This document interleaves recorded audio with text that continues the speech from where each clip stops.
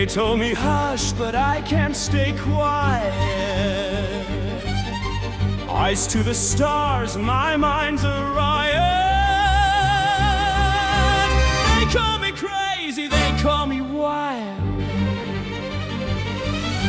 Alone in the sky, I'm searching high. Government lies, I won't comply. UFOs fly, and I ask why.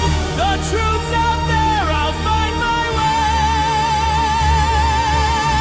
No matter the cost, no matter what they say.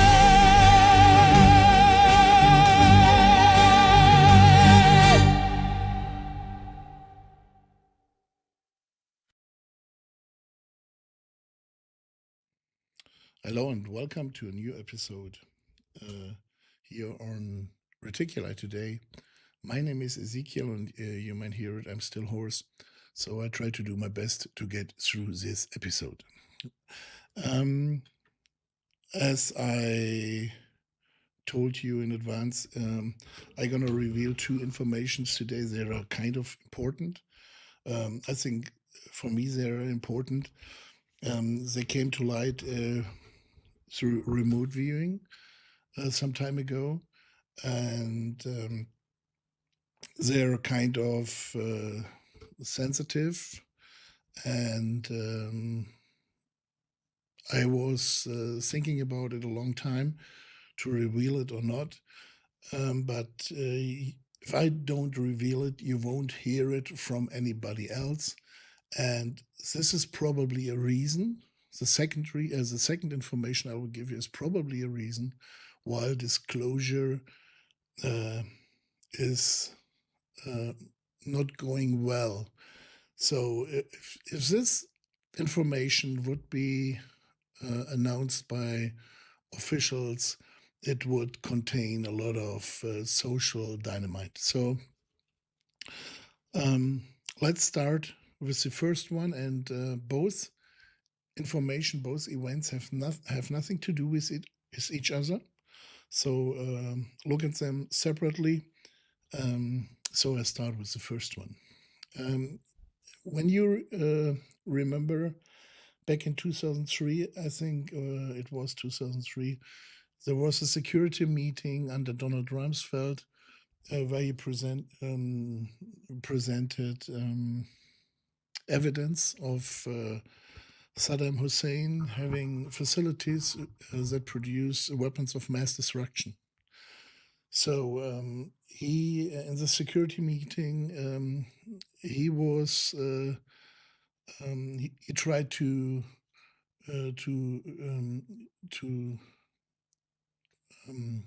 join other countries to the invasion, and I remember the response of the German foreign minister Joschka Fischer when he replied to the evidence of facilities of mass destruction. He said, "Sorry, Mr. Secretary, I'm not convinced." So Germany didn't join them because they thought the evidence Donald Rumsfeld presented were fake. And it turned out, until today, the evidence that he was given were fake. The facilities for the production of weapons of mass destruction were never found. So he tried to get a group of countries to join the invasion based on a lie. So why did he act like that? So if we look at a classified paper, I don't know if I mentioned that all results and all information are based on remote viewing sessions that came to light some time ago. So consider it, if you hear it, that this is based on remote viewing, and it is a reconstruction of the paper that was a classified paper that was viewed. So this is a an image of Donald Rumsfeld, and now we'll listen to the classified paper. It's a reconstruction. It's not word by word. It's a reconstruction made by memory. The window of opportunity to recover the artifacts is closing. Action is needed. H has proposed a transfer to Ivan in exchange for the artifacts armor goods valued at $6 billion USD. The recovery must be carried out as quickly as possible. Can it be that this information that were never published are the reason why they pushed forward for the invasion? I remember the first World Desert Storm, the first Gulf War, ended abruptly. They ended in front of the Baghdad, and it wouldn't take long, or it wouldn't have taken much more power to siege Baghdad and end the war. But this never happened. The first Gulf War Desert Storm ended abruptly. So I think over 10 years later, there was something in the background who was pushing Rumsfeld forward, and there were at all 3 artifacts hidden under a palace from Saddam Hussein. Each artifact was from an archaeological digging. And let me give the drawing. So that's how it looked like. There was a round base, and on it a hemisphere, a silver shining hemisphere. It's about 6 foot in diameter and weighed over a ton. And 3 of them were under a palace in Baghdad. And that's probably what the classified document is talking about. So, the invasion of Baghdad was 2003. And I think it took 2 or 3 months to end it. 2003. Many archaeologists died. They were not stated by name, but many archaeologists died 2003 during the invasion of Iraq or Baghdad. So why? Did they know too much, or did they know anything? So many archaeologists died, maybe during the battle or whatever. But if they were killed during the battle, I'm asking myself, if I were an archaeologist, I would have contact to European countries, and they would try to get me out. Or I'm pretty sure scientists had time to evacuate.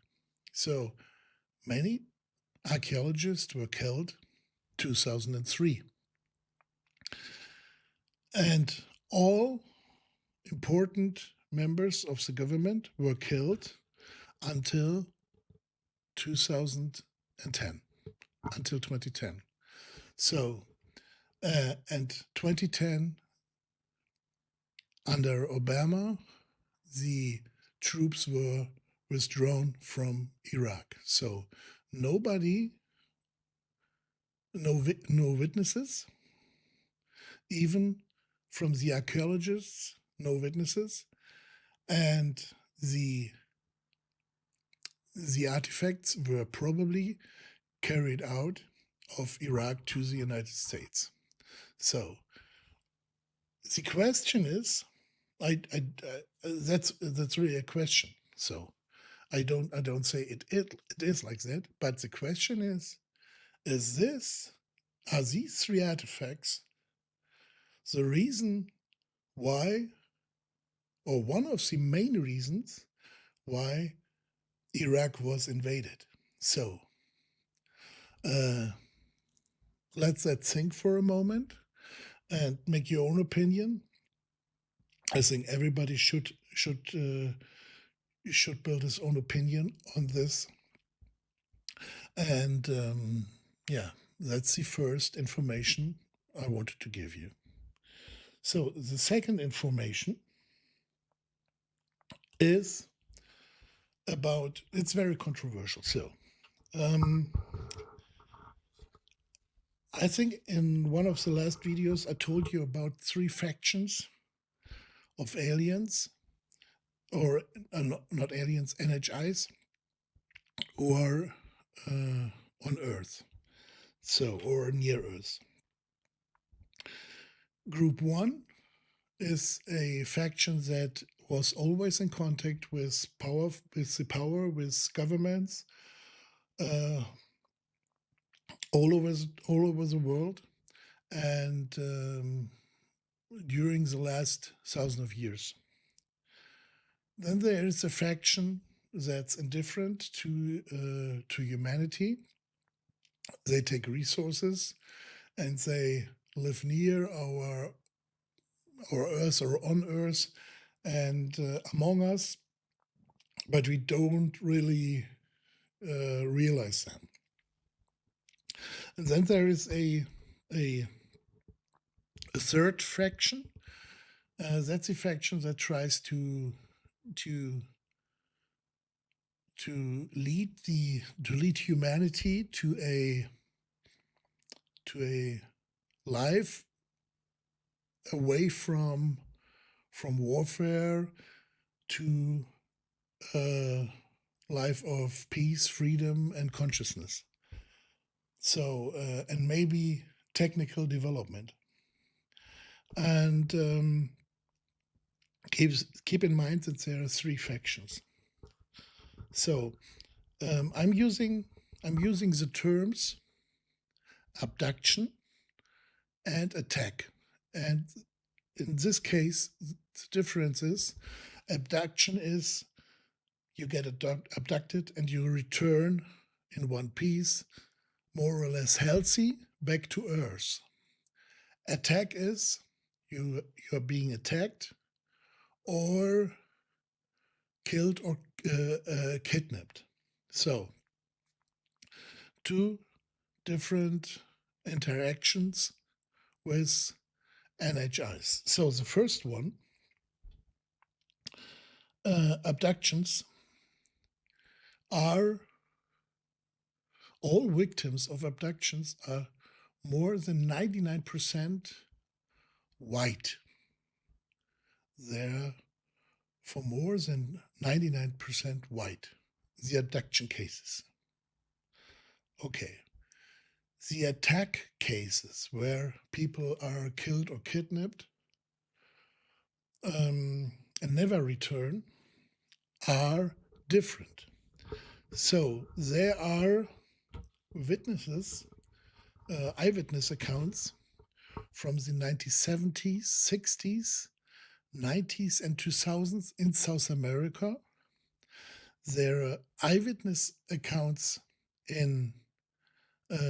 from Namibia at the end of the 19th century, and there are eyewitness accounts of attacks in Asia, 1990s and 2000s.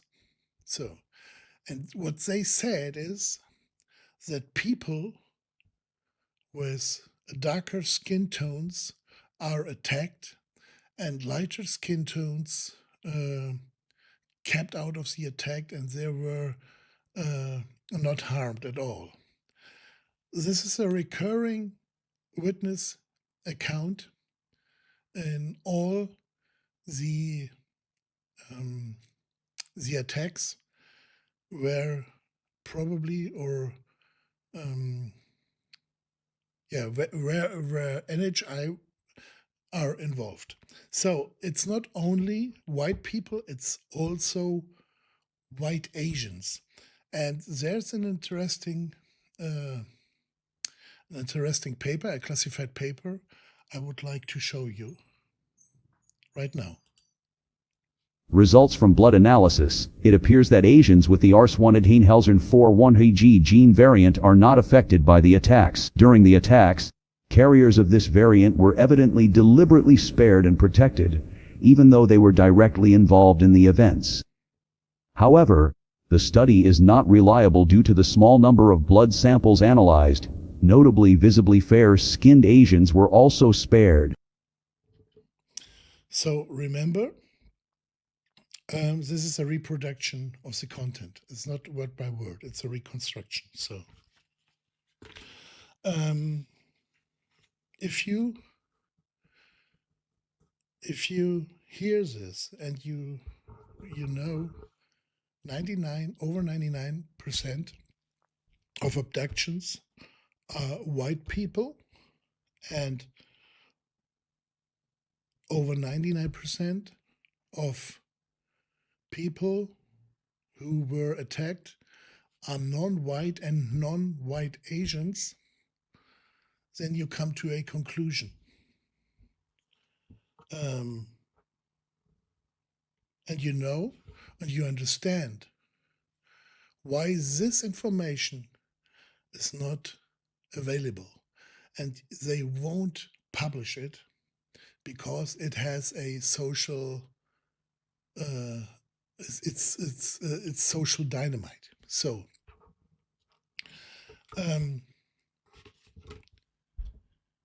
if you consider these facts, or these as facts, as I told you, it's just remote viewing. What is the conclusion of it?